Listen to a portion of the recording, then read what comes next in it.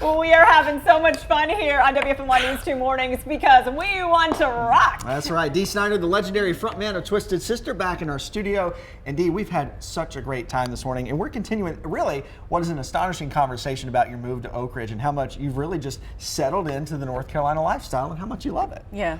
You know what? It was a commitment. It was a decision. Yeah. And it was a beautiful state. Like I said, not doing this again. We've put this compound. We call it compound. Everybody calls it the zombie mansion.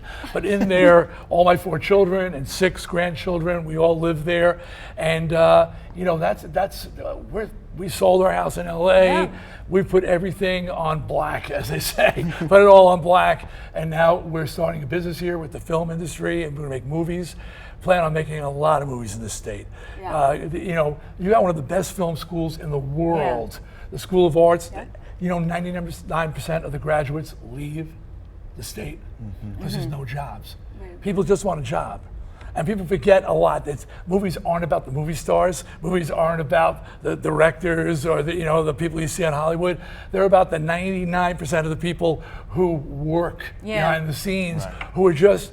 It's a job. They're putting food on the table, and that's what we want to do with my company, bring jobs to North Carolina. And like I said, I'm paying my taxes here. I've already got my Tar Heel license, says Tar Heel right on it. Yeah. Did I get a phony? Did it say supposed to say Tar Heel? My driver's license says Tar Heel on it. Hopefully it's a real ID. You're going to need that. But it is a real ID.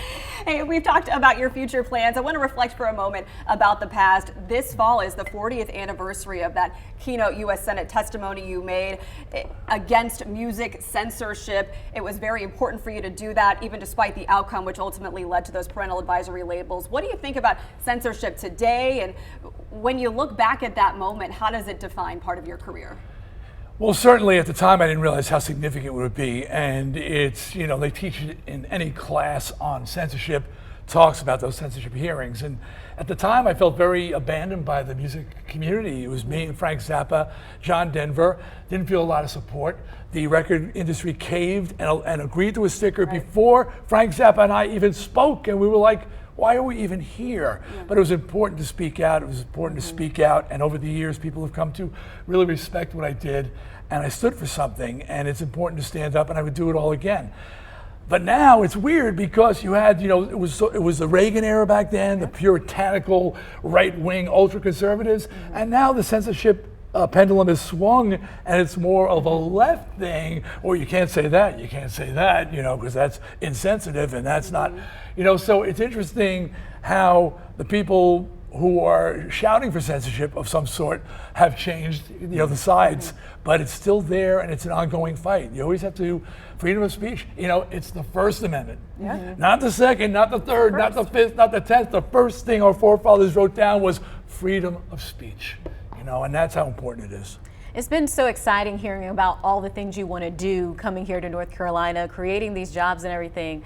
Let's talk about Twisted Sister and how your music helped define a generation. What do you think your legacy means to your fans here today? I hope that when I meet people, I meet so many people on the street and they come up, I grew up in your music, and I look at them, people like you, and I go, oh, you turned out okay. Because they used to say, we're going to ruin everybody and we're going to destroy society. And no, it's young people having fun. And Twisted's music was always more about believing in yourself, standing up for yourself, pushing back, not accepting the status quo. We're not going to take it. I am Mr. We're not going to take it. But you look at all my albums, there's no sex, drugs, and rock and roll. Well, rock and roll, I want to rock. But sex and drugs on there. I've been married 49 years. Not that we're having sex, but I'm just saying it wasn't the rock and roll version of it, and just in case you were wondering, kids, grandkids, but it's we weren't that band that was pushing people to get high. We were pushing people to believe in themselves. And when I meet people every day, and they tell me that you inspired me to stand up for myself, to believe in myself, that if that's my legacy, that's a good legacy. Sure is. It's a bigger message than I think a lot of people. You think of the rock and roll you know what the mindset's supposed to be, and it goes way beyond just what's on the surface there. It's what you said. It's about making relationships and meeting people and inspiring others. Well, my peers thought I was a weirdo. I mean, they looked at me and going, dude, you don't drink, you don't do drugs, you're married, you've got children, you're going home, you're not going to the Playboy Mansion. What's that? What are you doing? I go, dude, you realize it's not a sprint, it's a marathon. You're going for 27 years, I'm going for 87 years, okay? I mean, it's a mindset. I mean, after a house and a car, I bought a gym. I mean, an actual health club. I mean, I was, because I'm an oddball, but that's why I'm still here. My faculties, my short and curlies, as my wife likes to say, are still in place. And, and I'm here bringing, business and industry and doing new creative things for the state of North Carolina. Yeah. And again, when I say for the state of North Carolina, this is our home. Yeah. This is where I live. That's why I'm here. They said, why are you calling in? I said, first of all, you stalked me and you were shouting my name over the wall. Second of all, I had to sell my car because the idiot said, oh, and he drives a gold Hummer. Okay, great. So I don't have that car anymore, people. And and sometime I said, I'll come in. We're here now. Yeah. And I just want to say, hey, and we're happy to be here. We're excited to be here. Yeah. I just appreciate.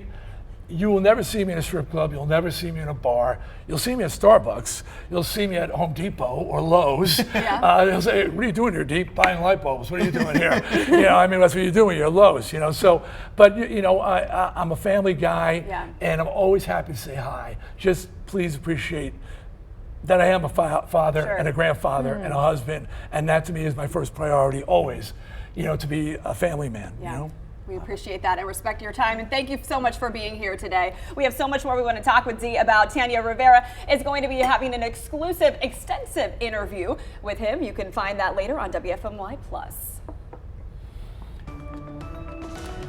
I was afraid. Oh, go ahead, you talk. I was going to say thanks for sticking with us, but again, we're going to have that interview on WFMY+. Dee, thanks so much. Pleasure, guys. Thank you very much. I'll be seeing you.